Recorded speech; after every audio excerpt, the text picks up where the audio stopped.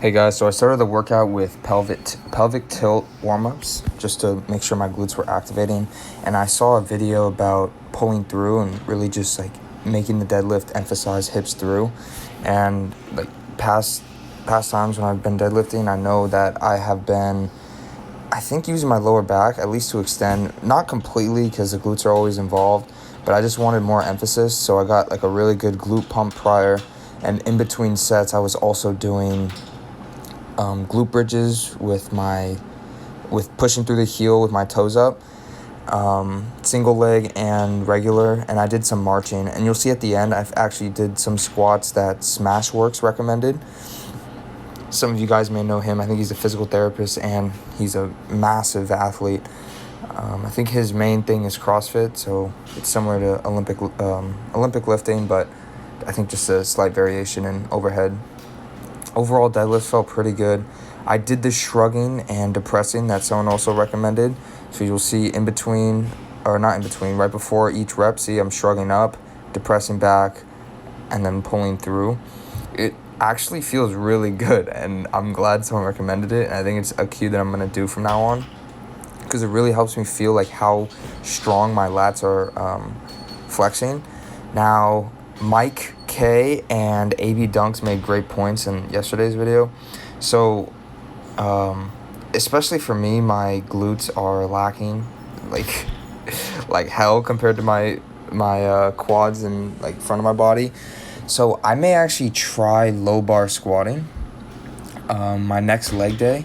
Now, I don't really know how it's gonna go because I don't know how low I can get, and I know ideally, I don't think low bar are supposed to be as low as regular ones, because at the end of the lift, my pelvis might tuck under, because low bar I'm actually sitting back more. But I think I am gonna give it a try because my glutes are definitely lacking, and who knows? Like I've been trying a bunch of things, sumo, deadlifting. I never used to deadlift, and a bunch of like pistol squats. So I'm just gonna try it new, and that's what this channel's about. Right, I guess just experimenting, seeing what works best. So next leg day, which will be Saturday, I will try low bar squatting, and prior to that I'm actually going to warm up my glutes as well, but hopefully that'll fix some things. AB Dunks talked about not pushing through the heel, which I agree with.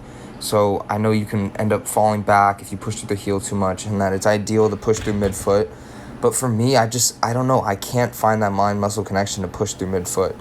But I'm just gonna have to work on that, probably with warm-ups, things like that. 365 felt pretty heavy today. It moved pretty fast though.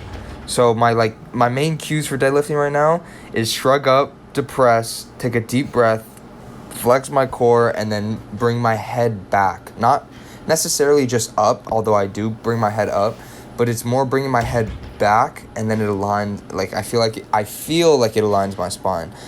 I think my upper back was rounding a bit in the deadlifts too. Not my lower back, but my upper back.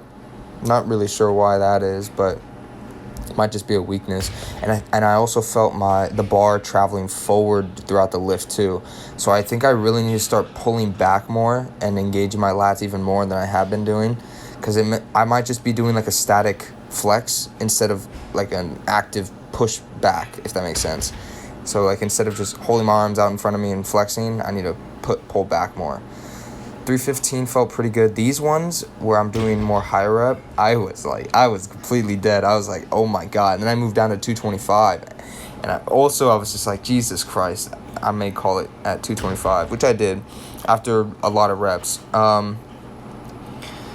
225 for sumos, I found my ideal hip position. So I know usually, I think I've talked about in the past, when I do sumos, my hips would rise up. And it's because I was sinking too low. Like in response, I guess it's like a safety response. I didn't want to injure myself. So you'll see I'm actually more bent over in my sumo deadlift. And my hips are much higher. And actually, it felt way more fluid, and you'll see like the whole range of motion, like my hips and everything did not move like 1 inch, which is exactly what I was going for.